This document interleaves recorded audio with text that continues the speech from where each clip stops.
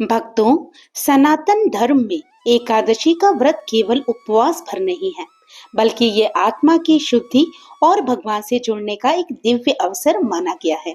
पुराणों में कहा गया है कि वर्ष भर में आने वाली सभी एकादशियों में प्रत्येक एकादशी का अपना विशेष महत्व और महिमा है। लेकिन चैत्र मास के कृष्ण पक्ष में आने वाली पाप मोचनी एकादशी का महत्व तो और भी अद्भुत बताया गया है। जैसा कि इसके नाम से ही स्पष्ट है, ये एकादशी मनुष्य के जन्म जन्मांतर के पापों को भी नष्ट करने वाली मानी गई है। कहा जाता है कि यदि कोई मनुष्य सच्चे मन से इस एकादशी का व्रत करता है, भगवान विष्णु का स्मरण करता है और उनकी कथा का श्रवण करता है, तो उसके जीवन के बड़े से बड़े पाप भी नष्ट हो जाते हैं और उसे भगवान की कृपा प्राप्त होती है। भक्तों, भगवान अपने भक्तों के प्रेम के आगे स्वयं भी बंध जाते हैं। भक्ति की शक्ति कितनी महान होती है, इसका एक अद्भुत उदाहरण हमें एक महान भक्त पुंडलिक की कथा में देखने को मिलता है। प्राचीन काल में महाराष्ट्र में पुंडलिक नाम का एक युवक रहता था। शुरुआत में वह अपने माता पिता की सेवा नहीं करता था और सांसारिक सुखों में ही डूबा रहता था। लेकिन एक दिन उसे अपने व्यवहार का गहरा पश्चाताप हुआ। उसके बाद उसने अपना जीवन पूरी तरह से बदल लिया और अपने वृद्ध माता पिता की सेवा को ही भगवान की सेवा मान लिया। पुंडलिक रात दिन अपने माता पिता की सेवा में लगे रहते। उनकी सेवा इतनी निष्ठा और प्रेम से करते कि स्वयं भगवान भी उनकी भक्ति से प्रसन्न हो गए। कहा जाता है कि एक दिन स्वयं भगवान श्री कृष्ण अपने भक्त पुंडलिक के दर्शन के लिए उसके घर आए। लेकिन उस समय पुंडलिक अपने माता पिता के चरण दबा रहे थे। उन्होंने देखा कि भगवान द्वार पर खड़े हैं, परंतु माता पिता की सेवा बीच में छोड़ना उन्हें उचित नहीं लगा। इसलिए उन्होंने पास में पड़ी एक ईंट भगवान की ओर सरका दी और विनम्रता से कहा, प्रभु कृपया इस ईंट पर खड़े होकर थोड़ी देर प्रतीक्षा कीजिए। पहले मैं अपने माता पिता की सेवा पूरी कर लूं, फिर आपके दर्शन करूंगा। भगवान अपने भक्त की इस अद्भुत सेवा भावना को देखकर अत्यंत प्रसन्न हुए। वे उसी ईंट पर खड़े होकर प्रतीक्षा करने लगे। जब पुंडलिक ने सेवा पूरी कर भगवान के दर्शन किए, तो भगवान ने प्रसन्न होकर उसे वरदान दिया। कहा जाता है उसी स्थान पर भगवान विठ्ठल विठोबा के रूप में प्रकट हुए और आज भी महाराष्ट्र के पंढरपुर में भगवान विठ्ठल का प्रसिद्ध मंदिर उसी घटना की स्मृति में स्थित है। भक्तों, इस कथा से हमें ये शिक्षा मिलती है कि सच्ची भक्ति केवल मंदिर में पूजा करने से नहीं होती, बल्कि निस्वार्थ सेवा और सच्चे प्रेम से होती है। प्रिय भक्तजनों, अब आइए हम सुनते हैं पाप मोचनी एकादशी की वह पवित्र कथा जिसका वर्णन स्वयं भगवान श्री कृष्ण ने धर्मराज युधिष्ठिर को किया था। एक समय धर्मराज युधिष्ठिर ने भगवान श्री कृष्ण से विनम्र भाव से प्रश्न किया। उन्होंने हाथ जोड़कर भगवान को प्रणाम करने के बाद कहा, हे केशव, हे जगन्नाथ, आपने मुझे आमल की एकादशी की महिमा का अत्यंत सुंदर वर्णन सुनाया था। उस कथा को सुनकर मेरा मन अत्यंत प्रसन्न हुआ और मेरी जिज्ञासा और भी बढ़ गई है। आप कृपा करके आप मुझे चैत्र मास के कृष्ण पक्ष में आने वाली एकादशी के विषय में भी बताइए। इस एकादशी का क्या नाम है, क्या महत्व है, इसका व्रत करने से मनुष्य को कौन सा पुण्य प्राप्त होता है। धर्मराज युधिष्ठिर का ये प्रश्न सुनकर मधुसूदन भगवान मुस्कुराए। उनकी करुणा से भरी दृष्टि युधिष्ठिर महाराज पर पड़ी और वे बोले, हे राजन, तुमने अत्यंत शुभ और कल्याणकारी प्रश्न किया है। ये एकादशी सचमुच मनुष्य के जीवन को पवित्र करने वाली है। एक समय की बात है जब महान तपस्वी लोमस ऋषि ने इसी पाप मोचनी एकादशी की महिमा राजा मानधाता को सुनाई थी। चैत्र मास के कृष्ण पक्ष में आने वाली इस पाप मोचनी एकादशी व्रत का पालन करने से मनुष्य के समस्त पाप नष्ट हो जाते हैं और वह अष्ट सिद्धियों तक को प्राप्त कर सकता है। अब मैं तुम्हें वही पवित्र कथा सुनाता हूँ जो लोमस ऋषि ने राजा मानधाता को सुनाई थी। ध्यान पूर्वक सुनो। ऐसा कहकर भगवान ने उस प्राचीन पौराणिक कथा का वर्णन शुरू किया। कई वर्षों पूर्व की बात है। देवताओं के कोषाध्यक्ष कुबेर के पास एक अत्यंत सुंदर और मनोहर उपवन था जिसका नाम था चैत्र रथ। वह उपवन इतना सुंदर था कि वहां पूरे वर्ष वसंत ऋतु का ही वातावरण रहता था। चारों ओर रंग बिरंगे पुष्पों की सुगंध फैली रहती थी और मधुर पक्षियों का कलरव सुनाई देता था। मंद मंद बहने वाली सुगंधित वायु उस स्थान को स्वर्ग से भी अधिक सुंदर बना देती थी। इसी कारण वहां अक्सर अप्सराएं, गंधर्व, किन्नर और देवता विहार करने आया करते थे। विशेष रूप से चैत्र और वैशाख मास में देवता उस उपवन में घूमने के लिए अवश्य आते थे। उसी सुंदर उपवन में भगवान शिव के परम भक्त मेधावी ऋषि कठोर तपस्या कर रहे थे। उनकी तपस्या इतनी प्रबल थी कि देवताओं तक में उनके तेज की चर्चा होने लगी। वे वर्षों से भगवान शिव का ध्यान करते हुए कठोर ब्रह्मचर्य और योग का पालन कर रहे थे। कई बार स्वर्ग की अप्सराओं ने उनकी तपस्या भंग करने का प्रयास किया, परंतु मेधावी ऋषि की साधना इतनी दृढ़ थी कि कोई भी उन्हें विचलित नहीं कर पाया। तब स्वर्ग की एक अत्यंत सुंदर अप्सरा मंजू घोषा ने ये निश्चय किया कि वे किसी भी प्रकार इस महान तपस्वी की तपस्या अवश्य ही भंग करके रहेंगी। मंजू घोषा उसी उपवन में आकर रहने लगी। उसने मेधावी ऋषि के आश्रम के निकट ही एक सुंदर कुटिया बना ली। प्रतिदिन वे मधुर स्वर में गाना गाती, वीणा बजाती और मनोहर नृत्य करती ताकि ऋषि का ध्यान उनकी ओर आकर्षित हो जाए। धीरे धीरे समय बीतता गया, परंतु ऋषि का मन अभी भी अचल था। तभी एक दिन कामदेव भी वहां आ पहुंचे। कामदेव भगवान शिव के शत्रु माने जाते थे। उन्होंने सोचा कि मेधावी ऋषि शिव भक्त हैं, इसलिए उनके ध्यान को भंग करना बड़ा उचित होगा। कामदेव ने अपने शब्द, स्पर्श, रूप, गंध और रस के सूक्ष्म बाणों से ऋषि के मन को विचलित करने का प्रयास करना प्रारंभ किया। फिर कामदेव ने अवसर देखकर मेधावी ऋषि के शरीर में प्रवेश कर लिया।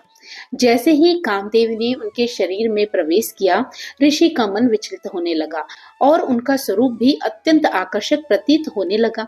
ठीक उसी समय अप्सरा मंजू घोषा वहां आई। कामदेव के प्रभाव से मेधावी ऋषि उसके सौंदर्य से मोहित हो गए और अपनी तपस्या को भूलकर उसके साथ रहने लगे। इस प्रकार दोनों एक दूसरे के साथ रहने लगे। दिन बीतते गए, महीने बीतते गए और देखते ही देखते 57 वर्ष, 9 महीने और 3 दिन का समय बीत गया।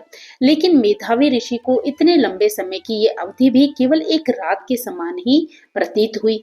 जब मंजू घोषा ने देखा कि ऋषि अब पूरी तरह उनके मोह में पड़ चुके हैं, तो उसने स्वर्ग वापस लौटने का विचार किया। फिर उसने एक दिन विनम्रता से ऋषि से कहा, हे ऋषिवर, आप मुझ पर कृपा करें और मुझे स्वर्ग लौटने की अनुमति दें। लेकिन ऋषि बोले, हे सुंदरी, तुम तो अभी अभी आई हो, अभी बस संध्या ही तो हुई है। आज रात्रि यहीं ठहर जाओ, प्रातः काल चली जाना। जब मंजू घोषा ने समय की वास्तविकता बताई और ऋषि ने जब काल की गणना की, तब उन्हें ये जानकर गहरा आघात लगा कि उन्होंने तो अपने 57 वर्ष अपने जीवन के व्यर्थ ही गंवा दिए। यह आभास होते ही उनकी आंखों से अश्रु बहने लगे। फिर क्रोध और पश्चाताप से भरकर उन्होंने कहा, अरे, मैंने अपने जीवन के इतने वर्ष व्यतीत कर दिए। तुमने मेरी तपस्या और मेरे जीवन का सर्वनाश कर दिया है। तुमने पिशाचनी के समान व्यवहार किया है, इसलिए जाओ, मैं तुम्हें श्राप देता हूँ कि तुम पिशाचनी योनि में जाओ। श्राप सुनते ही मंजू घोषा भयभीत हो गई और वह ऋषि के चरणों में गिरकर रोने लगी और बोली, हे ऋषिवर, मुझ पर दया करें, मुझे श्राप से मुक्त होने का कोई उपाय बताएं। तब मेधावी ऋषि ने कहा, मैं अपना श्राप वापस तो नहीं ले सकता, लेकिन अगर तुम चैत्र मास के कृष्ण पक्ष में आने वाली पाप मोचनी एकादशी का व्रत श्रद्धा से करोगी तो तुम इस पिशाच योनि से मुक्त हो जाओगी। इसके बाद मेधावी ऋषि अपने पिता च्यवन ऋषि के आश्रम में गए और अपनी पूरी कहानी उन्हें कह सुनाई, जिसे सुनकर च्यवन ऋषि ने कहा, हे पुत्र, तुमने तो बड़ी भारी गंभीर भूल की है, लेकिन इसका प्रायश्चित संभव है। तुम भी श्रद्धा से पाप मोचनी एकादशी का व्रत करो, इससे तुम्हारे सभी पाप नष्ट हो जाएंगे। तब मेधावी ऋषि ने अत्यंत श्रद्धा से इस एकादशी का व्रत किया और वे अपने सभी पापों से मुक्त हो गए। उधर मंजू घोषा ने भी इस व्रत को किया और उसे भी पिशाच योनि से मुक्ति मिल गई और वह पुनः अपने स्वर्गीय दिव्य स्वरूप को प्राप्त कर स्वर्ग लोक वापस लौट गई। कथा समाप्त करते हुए लोमश ऋषि ने राजा मानधाता से कहा, हे राजन, जो भी भक्त इस पाप मोचनी एकादशी का व्रत करता है या इसकी कथा का श्रवण करता है, उसके जीवन के सभी पाप नष्ट हो जाते हैं। ये व्रत इतना पवित्र है कि इसके प्रभाव से मनुष्य को 1000 गायों के दान के बराबर पुण्य प्राप्त होता है। इस दिन भक्तों को हरे कृष्ण महामंत्र का अधिक से अधिक जप करना चाहिए और पूर्ण उपवास रखते हुए भगवान श्री कृष्ण का स्मरण भी करना चाहिए। तो भक्तों, यहाँ पर पाप मोचनी एकादशी की कथा समाप्त हुई। तो प्रेम से बोलिए पाप मोचनी एकादशी की जय हो, श्री हरि विष्णु की जय हो। जो भक्त एकादशी के दिन तुलसी माता की कथा का श्रवण भी करता है, उसे भगवान विष्णु की विशेष कृपा प्राप्त होती है। तो आइए अब हम तुलसी माता की कथा का श्रवण करते हैं। सभी प्रेम से बोलिए तुलसी माता की जय हो। एक बार की बात है, एक बूढ़ी माई थी जो भगवान श्री कृष्ण की, तुलसी माता की और एकादशी माता की पूजा किया करती थी। व्रत उपवास भी रखती थी। वह नियमित तुलसी जी को सींचा करती और उसके बाद एक बात कहा करती। जब भी वह तुलसी माता को सींचने जाया करती तो वह कहती, हे तुलसी माता सत की दाता, मैं तेरा बिरवा सींचती हूँ। मुझे बहू दे, पीले रंग की धोती दे, मीठा ग्रास दे, बैकुंठ में वास दे, ग्यारस की मौत दे, चंदन का काट दे, अच्छा राजस दे, खाने को दाल भात दे और एकादशी के दिन कृष्ण का कांधा दे। बूढ़ी माई की ये बातें सुनकर तुलसी माता सूखने लगी। श्री कृष्ण भगवान ने ये सब देखा तो सोचने लगे कि तुलसी जी को तो प्रतिदिन सींचा जाता है, फिर ये क्यों सूखती जा रही हैं। तब उन्होंने तुलसी माता से पूछा, हे तुलसी, तुम प्रतिदिन क्यों सूखती जा रही हो। तुलसी माता ने कहा, प्रभु, एक बुढ़िया रोज आती है और तुलसी को जल देती है। फिर वह प्रार्थना करती है कि तुलसी माता मुझे बहू दे, पीले रंग की धोती दे, मीठा ग्रास दे, बैकुंठ में वास दे, ग्यारस की मौत दे, चंदन का काट दे, अच्छा राजस दे, खाने को दाल भात दे और एकादशी के दिन कृष्ण का कांधा भी दे। प्रभु, उसकी बाकी सारी इच्छाएं तो मैं पूरी कर सकती हूँ, लेकिन कृष्ण का कांधा कहाँ से लाऊं? यही सोच सोचकर मैं सूखती जा रही हूँ। ये सुनकर भगवान श्री कृष्ण मुस्कुराए और बोले, हे तुलसी, चिंता मत करो, वह बुढ़िया मेरी परम भक्त है। उसकी भक्ति सच्ची है, इसलिए उसकी ये इच्छा भी मैं स्वयं पूरी करूंगा। कुछ समय बाद जब वह बुढ़िया माई मर गई तो उसका शरीर इतना भारी हो गया कि वह किसी के उठाई न उठी। गांव के सभी लोग इकट्ठा हो गए। उसी समय एक अत्यंत सुंदर तेजस्वी बालक वहां आया। उसके चेहरे पर दिव्य आभा थी। वह बालक बोला, ये मेरी माता है, इसके अंतिम संस्कार का अधिकार मेरा है।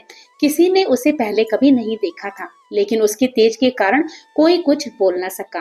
वह बालक बुढ़िया माई के पास गया और उसके कान में जाकर कहने लगा, बुढ़िया माई, मन की निकाल ले, बहू ले, पीले रंग की धोती ले, मीठा ग्रास ले, बैकुंठ में वास ले, ग्यारस की मौत ले, चंदन का काट ले, अच्छा राजस ले, खाने को दाल भात ले और एकादशी के दिन कृष्ण का कांधा भी ले। प्रभु के ऐसा कहते ही बुढ़िया माई हल्की हो गई। उसके बाद वह बालक स्वयं उन बुढ़िया माई के शरीर को कंधे पर उठाकर शमशान तक ले गया और विधि विधान से उनका अंतिम संस्कार किया।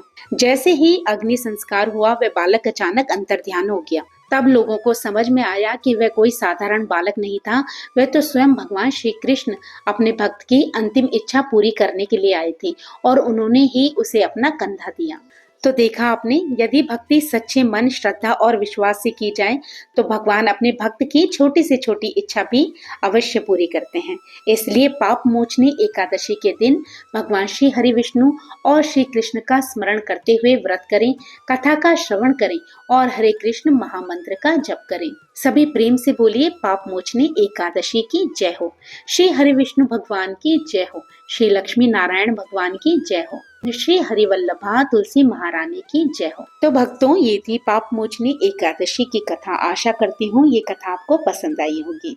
अच्छी लगी हो तो लाइक कीजिएगा और अगर आप मेरे चैनल पे नए हो तो मेरे चैनल को सब्सक्राइब करना मत भूलिएगा। तो फिर प्रभु का नाम लेते रहिए और पुण्य के भागी बनते रहिए। जय श्री कृष्ण, राधे राधे।